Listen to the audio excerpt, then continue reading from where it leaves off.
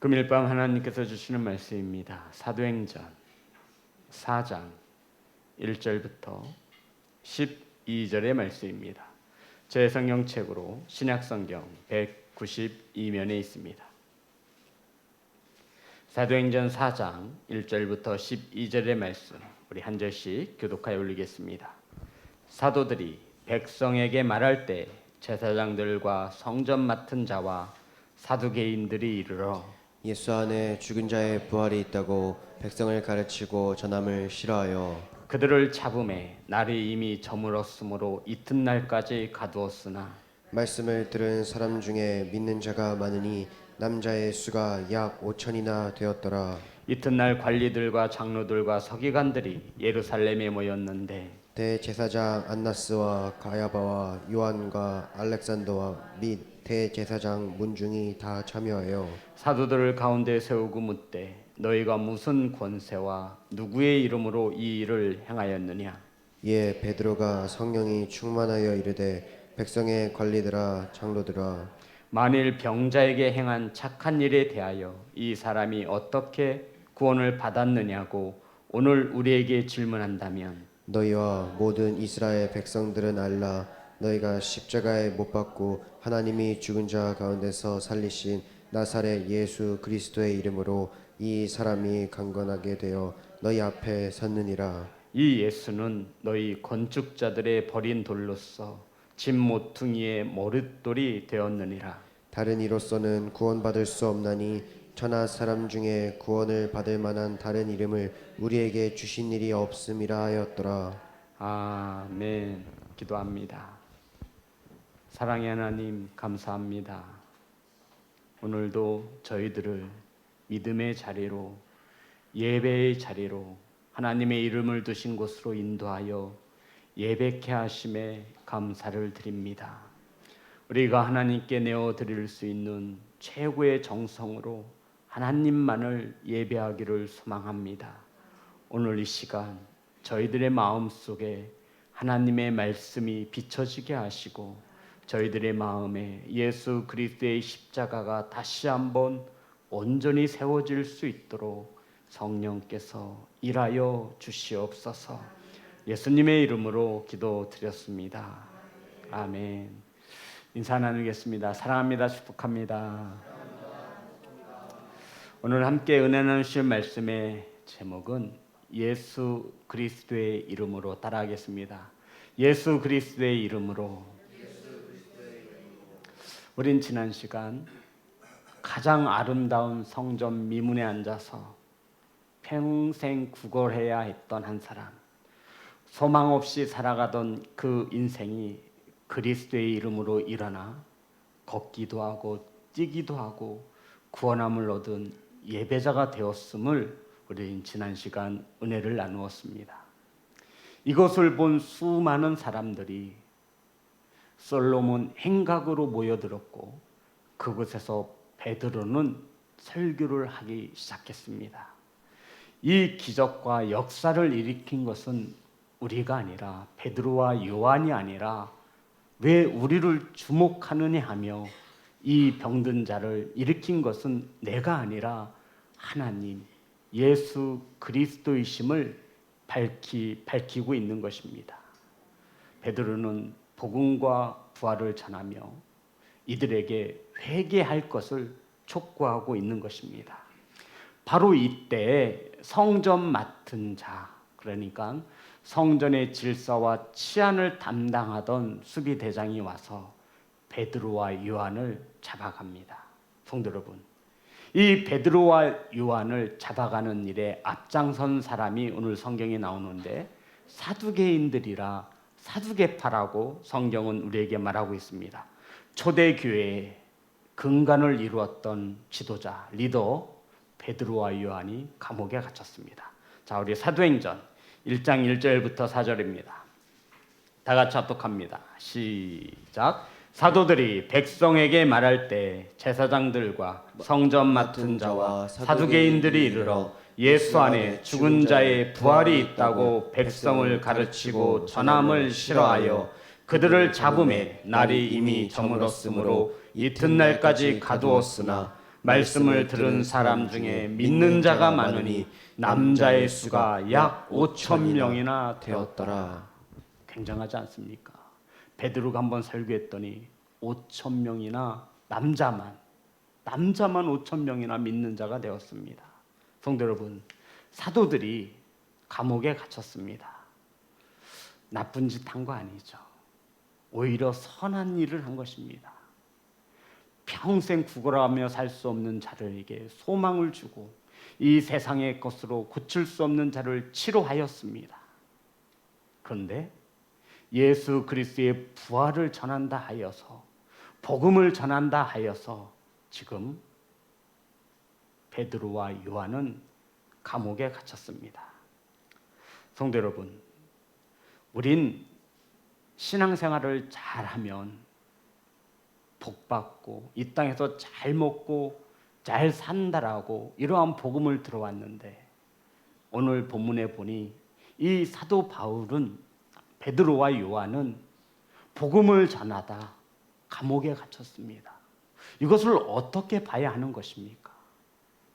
지금 베드로와 요한은 고난을 받고 있습니다. 목사님, 신앙생활 잘하면 이 땅에서 잘 먹고 잘 산다라고 말하지 않습니까? 우리는 수없이 이러한 복음 아닌 복음을 들으며 신앙생활하고 있습니다.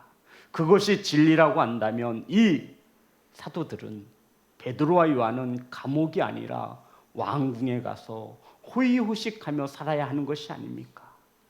그런데 지금 예수 그리스도의 부활을 전한다 하여, 복음을 전한다 하여서 지금 이 베드로와 요한은 감옥에 갇혔습니다. 사랑하는 성도 여러분, 우리가 이 복음을 바르게 알고 바르게 가져가야 합니다. 하나님 말씀 성경은 예수 잘 믿으면 이 땅에서 축복받고 잘 살고 잘 먹는다라는 것에 초점을 맞추지 않습니다. 우리나라가 너무나 못 살 때 복음이 들어왔습니다. 선교사들에 의해서. 언어도 통하지 않죠. 그래서 이들이 단순하게 복음을 전하기 시작했습니다. 예수님 믿으면 밥 굶지 않습니다. 그래요? 예수님 믿으면 복 받습니다. 사랑하는 성도 여러분, 우린 이미 넘치는 복을 받은 것을 믿으시기를 주의 이름으로 축복합니다. 사랑하는 성도 여러분, 우리 베드로전서 3장 17절입니다.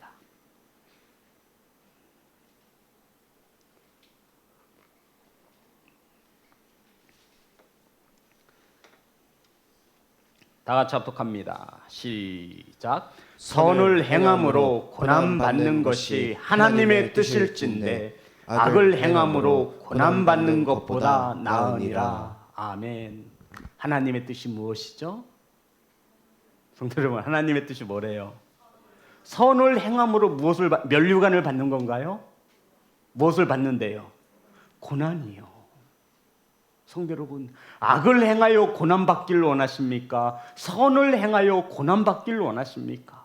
무엇이 아버지의 뜻이라 성경은 말하고 있습니까? 그런데 우리는 대부분 악을 행하여 고난을 받지 선을 행하여 고난받지는 받으려 하지 않습니다. 그런데 아버지의 뜻은 이렇습니다. 선을 행하여 고난받는 것이 아버지의 뜻이라 말하고 있습니다. 그렇다면 베드로와 요한은 누구의 뜻대로 이루어진 것입니까? 아버지의 뜻대로 고난받은 것입니다. 성도 여러분, 이 고난은 우리를 더욱 성숙하게 만들고 이 고난은 더욱 하나님의 나라를 바라보게 만드는 것입니다. 고난을 두려워하지 않는 예배자가 되시기를 주의 이름으로 축복합니다. 오늘 본문에 베드로와 요한 이 두 사도를 체포하는 일에 앞장선 자가 있는데 바로 사두개인들입니다. 우리는 사두개인들을 오늘 본문에서 바르게 알아야 합니다. 당시 유대교회는 커다란 두 산맥이 있었습니다. 바로 바리새인, 바리새파와 사두개인들이라 말하는 사두개파입니다. 바리새인들은 오늘날로 말하면 보수적입니다. 굉장히 보수적입니다. 반대로 이 사두개인들은 보수적이 아니에요. 현실주의자들입니다. 그러니까 정치와 종교를 합하여 놓은 것이죠. 더군다나 이 사두개인들은 로마 정부로부터 보호를 받았습니다. 쉽게 말해서 권세를 가지고 있었고 명예도 가지고 있었고 돈도 가지고 있었습니다. 이러한 돈과 명예와 권세 그리고 로마 정부로부터 보호를 받으니 이 사두개인들은 무서울 것이 없는 것입니다. 그런데 어느 날부터인가 이들에게 거슬리는 일들이 예루살렘 중심에서 일어나기 시작했습니다. 나사렛 출신이라는 청년이 낯선 하나가 예루살렘을 소동케 하는 것입니다. 그리고는 십자가에서 처형 죽었습니다. 이 사두개인들은 그것으로 끝난 줄 알았죠. 그런데 예수님을 믿는 잔당들이 남아서 모임을 계속 갖고 백성들에게 예수님 그리스도의 부활을 가르치는 겁니다. 예수님이 부활했다라는 둥, 예수님이 다시 올 것이라는 둥, 너희들이 회개하지 않으면 큰일 난다라는 둥, 이상한 소리를 전하는 것입니다. 이들은 사두개인들은 자꾸만 뭔가가 신경에 거슬리는 것이지요. 왜요? 사두개인들은 부활을 믿지 않습니다. 현세주의자들이에요. 현실주의자죠. 이 사두개인들은 내세를 믿지 않습니다. 하나님의 나라를 부정하는 자들이에요. 이 땅에서 잘 먹고 잘 사는 것이 이 사두개인들이 말하는 진리였습니다. 급기야 수많은 사람들이 오늘 성경에 보니 5,000명이나 하나님께 돌아왔습니다. 수많은 사람들이 복음을 듣고 회개하고 수천 명씩 모여들기 시작했습니다.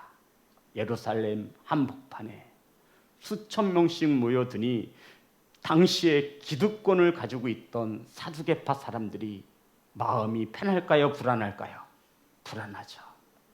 이러다가 내 밥그릇을 뺏기게 생긴 거예요. 누구 때문에? 예수 믿는 사람들 때문에. 사두개인들은 현실주의자이기 때문에 사도들이 무엇을 전하는지 복음에는 관심이 없습니다. 오직 사두개인들의 관심은 하나입니다. 나에게 이익이 되느냐 손해가 되느냐. 이게 사두개인들의 가치였습니다. 예수 그리스도가 이들에게 이득이 될까요? 손해가 될까요? 손해가 됩니다. 그리고는 마음속으로 먹고 있는 거예요. 언제 얘네들 손 한번 봐줘야겠다. 이러다가 내 밥그릇을 빼앗기겠네. 수많은 민중들이 자신들이 아닌 예수 그리스도를 따르기 시작하는 것을 보고 있는 것입니다. 얘네들 이렇게 놔둬서는 안 되겠는데 나중에 한번 자식들 손 한번 봐줘야겠다. 성도 여러분, 이러던 중에 예수님을 믿는다고 하는 이 두 사도가 성전 미문에 앉아 구걸하는, 태어나면서부터 한 번도 걸어보지 못한 자를 일으켜 세운 것입니다. 기회가 바로 이때죠. 잘 됐다. 그래서 성전 맡은 자, 수비대를 시켜서 사도들을 잡아 감옥에 가두게 되는 것입니다. 사랑하는 성도 여러분, 우리 본문을 볼까요? 4장 5절과 6절입니다. 다 같이 합독합니다. 시작. 이튿날 관리들과 장로들과 서기관들이 예루살렘에 모였는데 대제사장 안나스와 가야바와 요한과 알렉산더와 및 대제사장의 문중들이 다 참여하여. 성도 여러분, 이제 이들이 모여서 체포된 사도들을 신문합니다. 사도들이 체포된 시간이 저녁 시간이라 그날 신문할 수가 없어서 다음 날까지 옥에 가두었습니다. 그리고는 이 재판하는 곳에 누구들이 왔냐면 굉장히 디테일하게 한 사람 한 사람들을 다 기록하고 있습니다.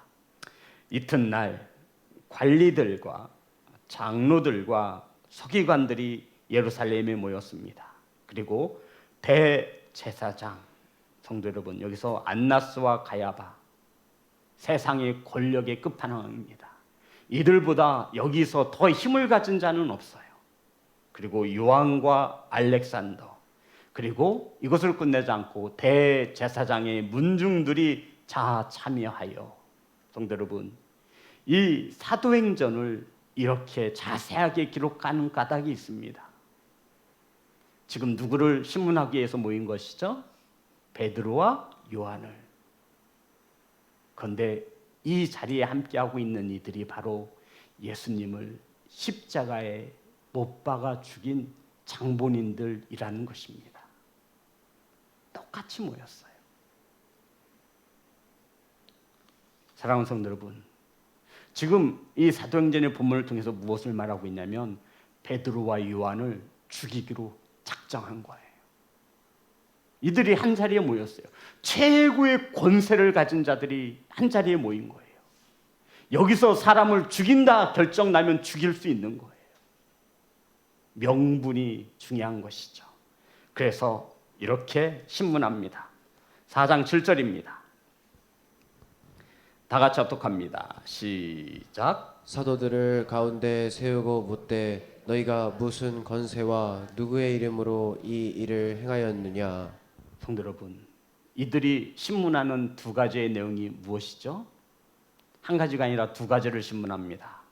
무슨 권세와 누구의 이름으로 이 일을 행하였느냐가 중요한 거예요.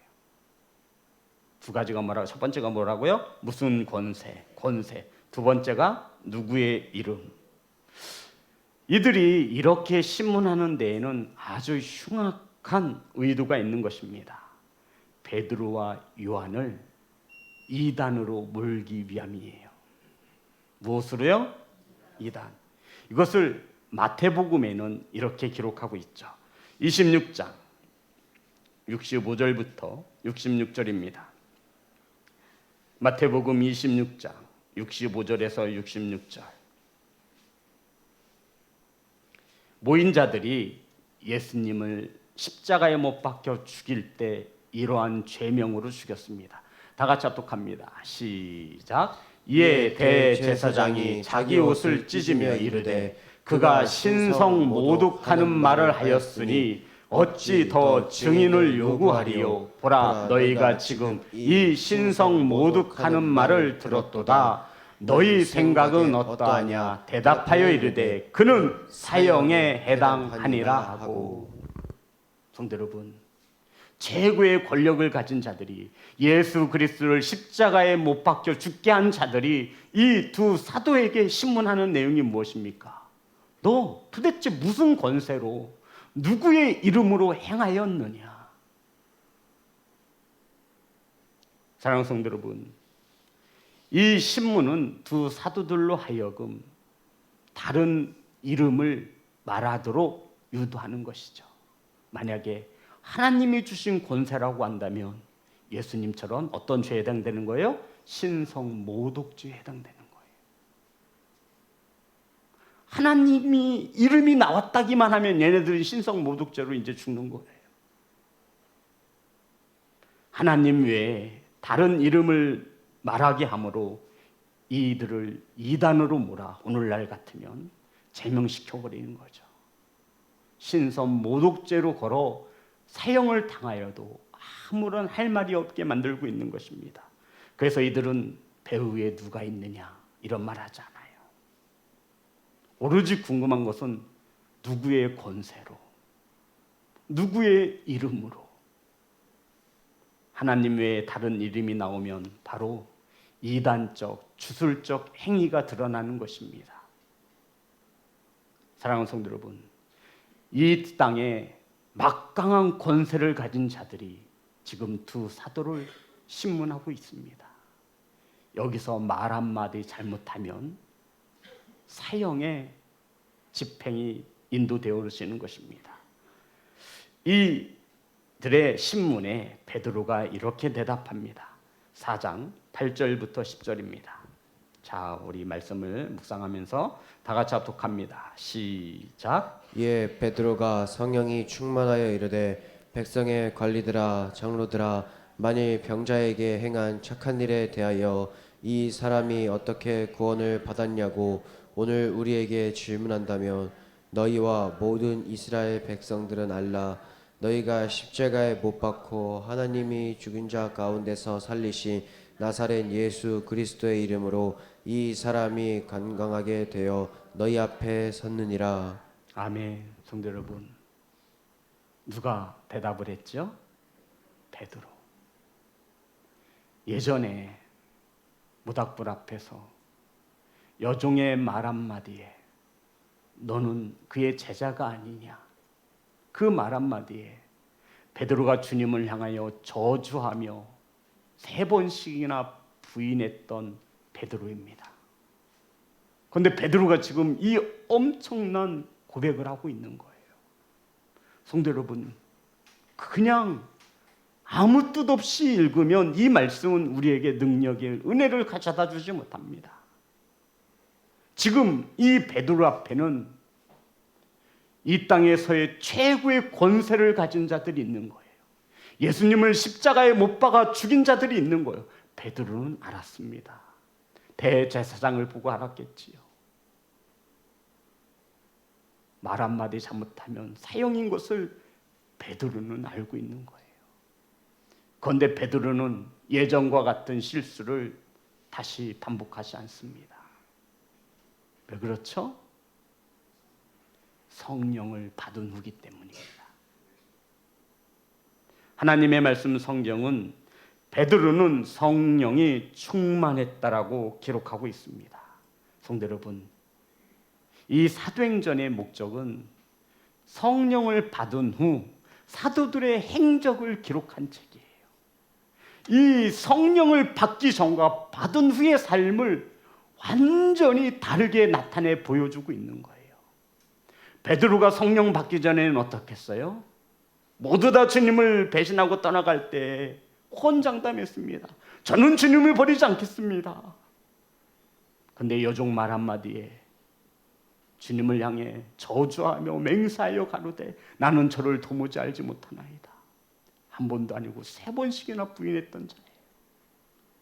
주님께서 하나님의 아들이라고, 내가 구원자라고, 내가 너희들을 떠나 하늘로 올라갈 것이라고, 십자가에 못 박을 것이라고 수없이 가르치고 가르쳤음에도 베드로는 들었어요? 못 들었어요? 듣지 못했습니다. 관심이 없었죠. 그런데 성령 받은 후 베드로는 지금 이렇게 고백하고 있는 것입니다. 사랑하는 성도 여러분, 이러한 베드로가 성령의 충만함을 받고 변화되어진 것입니다. 세상의 권세 앞에도 흔들리지 않는 것입니다. 그래서 성경 우리에게 말하는 거예요. 성령의 충만함을 받은 베드로다. 베드로가 받은 성령이나 저와 여러분이 받은 성령은 동일한 성령인 것을 믿으시기를 주의 이름으로 축복합니다. 성도 여러분, 성령의 충만함을 받은 베드로, 세상의 최고의 권세와 권력을 가진 자들 앞에 담대히 주님의 복음을 전할 수 있었던 까닭은 성령을 받아 진리가 무엇인지를 알았기 때문입니다. 무엇을 알았더라고요? 진리. 성도 여러분, 저 남자예요, 여자예요? 남자. 진리입니다. 시간이 지나도 변하지 않아요. 성도 여러분, 진리예요. 이 땅에 태어난 모든 사람은 한 번은 죽습니다. 진리예요, 진리가 아니에요? 진리예요. 이 베드로와 요한이 성령의 충만함을 받은 후에 진리가 무엇인지를 확신하고 있는 거예요. 시작과 끝이 예수 그리스도가 되심을 확신하고 있는 거예요. 베드로는 모든 것을 지켜봤잖아요.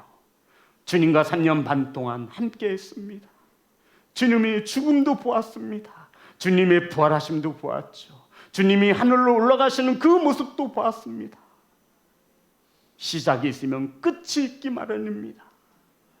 주님이 다시 하늘로 올라가시며 그 모습 그대로 다시 오신다 말씀하셨습니다. 예루살렘을 떠나지 말고 성령을 기다리라 말씀하셨습니다. 성령을 받았습니다. 베드로는 성령을 받은 후 진리가 무엇인지를 확실히 알고 있는 것입니다. 세상의 권세 앞에 흔들리지 않는 것이 진리입니다. 내 환경과 내 뜻에 따라 변하지 않는 것이 진리이기를 소망합니다. 주님을 3번씩이나 부인했던 베드로, 이제 성령을 받은 후 진리가 무엇인지를 확고히 믿고 있는 것입니다. 사랑하는 성도 여러분, 나면서부터 한 번도 걸어본 적이 없는 이 사람이 걷게 된 것은 너희들이 십자가에 못 박아 죽인 예수 그리스도, 하나님이 죽음 가운데서 부활케 하신 예수 그리스도가 이 사람을 걷게 하였다라고 그들 앞에 예수 그리스도의 이름을, 복음을 전하고 있는 것입니다. 성도 여러분, 예수 그리스도의 이름이 이 영혼을, 이 사람을 구원했다. 관리들과 장로들아 들으라 라고 하며 이들에게 목소리를 내고 있는 것입니다. 자, 우리 다시 한번 10절입니다. 다 같이 합독합니다. 시작. 너희와 모든 이스라엘 백성들은 알라. 너희가 십자가에 못 박고 하나님이 죽은 자 가운데서 살리신 나사렛 예수 그리스도의 이름으로 이 사람이 건강하게 되어 너희 앞에 섰느니라. 성도 여러분, 이들이 이 두 사도에게 신문한 내용 2개가 뭐라 그랬죠? 누구의 권세와 누구의 이름으로. 하나님의 권세와 예수 그리스도의 이름으로. 이것은 사형에 해당되는 신성 모독죄입니다. 감히 예수의 이름을 들먹여? 예수가 신성 모독죄로 죽었잖아요. 하나님이 이 일을 했다고? 성도 여러분, 예수님이 하나님의 아들이라고 하잖아요. 그랬더니 대제사장이 꼭지가 돌아버린 거예요. 야, 너 같은 놈이 어떻게 하나님의 이름을 들먹여? 네가 하나님의 아들이야? 신성 모독죄는 사형에 해당된다라고. 근데 베드로가 지금 이 신문 앞에 자신의 신앙을 고백하는 겁니다.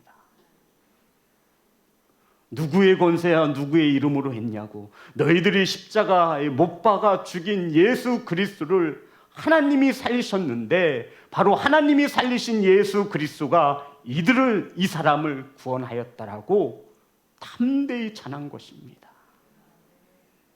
사랑하는 성도 여러분, 성령을 받는다라는 것은 저와 여러분에게 진리이신 예수 그리스도가 확고히 심기어지는 것입니다. 이것은 변하지 않는 거예요. 처음과 끝을 아는 것입니다.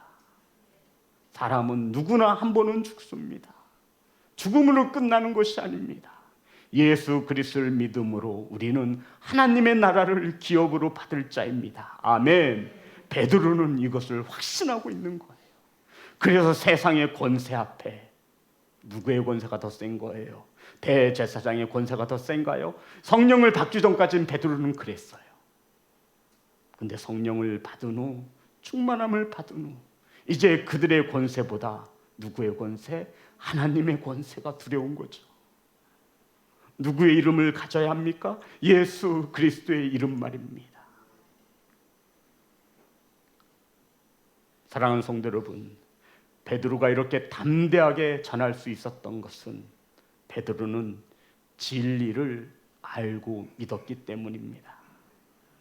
요한복음 16장 13절입니다.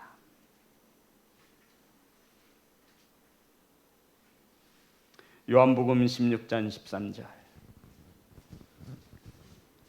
다 같이 합독합니다. 시작. 그러나 진리의 성령이 오시면 그가 너희를 모든 진리 가운데로 인도하시리니 그가 스스로 말하지 않고 오직 들은 것을 말하며 장래일을 너희에게 알리시리라. 아멘. 성령이 오시면 저와 여러분을 진리 가운데로 인도하시는 겁니다.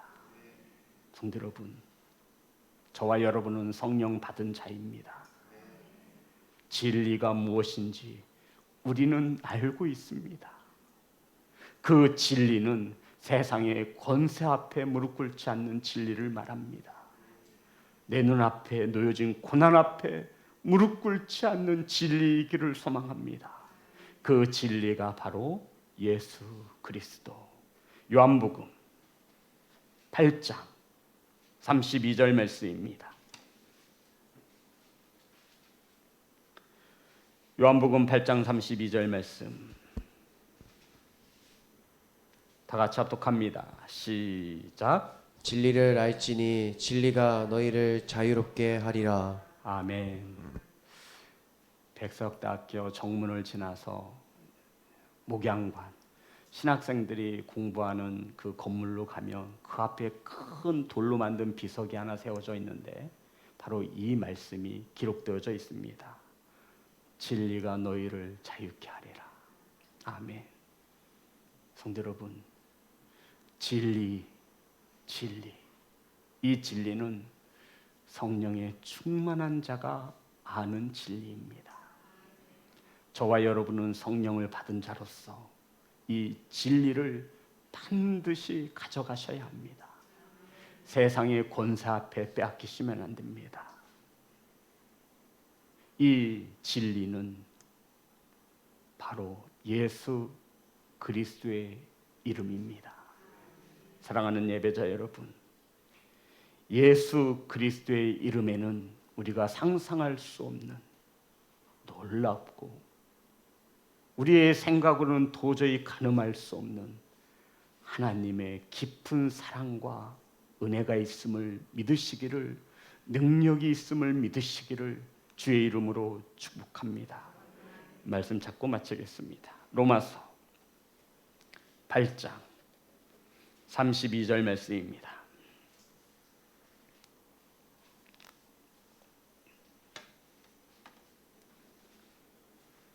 다 같이 합독합니다. 시작. 자기 아들을 아끼지 아니하시고 우리 모든 사람을 위하여 내주신 이가 어찌 그 아들과 함께 모든 것을 우리에게 주시지 아니하겠느냐. 아멘. 성도 여러분, 이 진리의 말씀이 저와 여러분에게 진리로 심겨지기를 소망합니다. 아들까지 내어주신 이가 우리를 위해서 무엇인들 주지 못하고 무엇인들 행하지 아니하시겠습니까?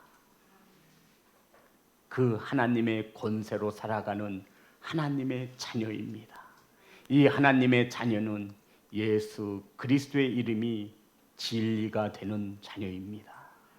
사랑하는 성도 여러분, 세상의 권세 앞에 하나님의 권세를 내려놓지 마십시오. 세상의 힘 앞에, 악한 어둠의 권세 속에 예수 그리스도의 이름을 내려놓지 마십시오. 이것이 우리가 이 세상을 이기는 비결이고 이것이 우리를 하나님의 나라로 인도하는 진리인 것을 믿는 귀한 성도가 되시기를 주님의 이름으로 축복합니다. 우리 찬양하겠습니다.